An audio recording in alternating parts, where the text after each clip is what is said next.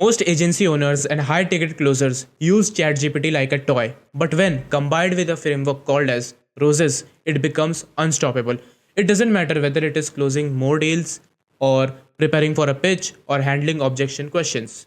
It becomes unstoppable. And let me show you how to do it exactly. So, this framework, we call it as a Roses framework.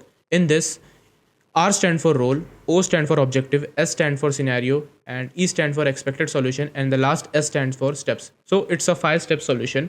Here, let's talk about the role. So first you need to define what ChatGPT is actually going to do for you. What is the role?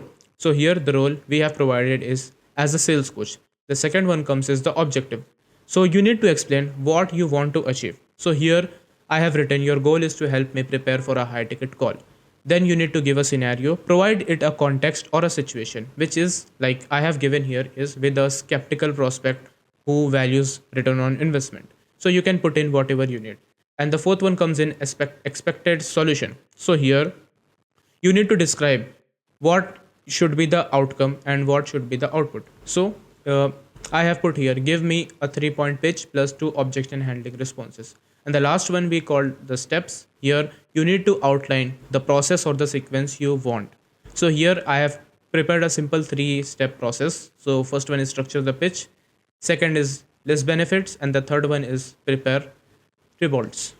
So here is a sample prompt. So if you are new to this thing, all I would say is just write down all the 5 steps 1, 2, 3, 4, 5 and start filling out like this. So you provide the role, you provide the objective, you provide the scenario, you provide the expected solution and the steps.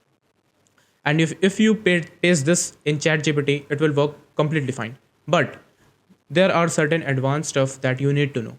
See, I have heard more that ChatGPT understand more of a JSON format rather than a natural language. So a JSON format looks like this. So here in curly braces you define everything in a double quotes and everything just like that, just with double quotes and some square brackets and curly braces. Now if you are not very familiar with coding like me, all you can do is just ask ChatGPT to convert this natural prompt into a JSON format and you are good to go.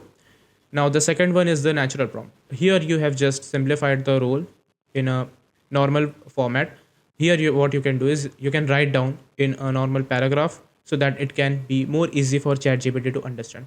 Now when you put it like this way and you put it in the ChatGPT, it will give you a certain form of response. So now let's put this in our ChatGPT. All right, and let's see what it gives. And by the time it produces the result, I will tell you how to use JSON. And the best alternate for current ChatGPT is Claude AI. If you are more into writing the content stuff, then I highly recommend check the Claude AI. This is best tool for writing content. So this JSON format is best for Claude AI. So what we are going to do here is I will put the prompt here and let's see what we get. And by the time let's see we get this, see here it gave me the result and it gave me the key benefits, highlighted, objection handling and everything. You get it. But don't just simply type that give me objection handling script or something like that. Define the role, give the scenario, get the output properly. And let's see what we got in the Claude AI.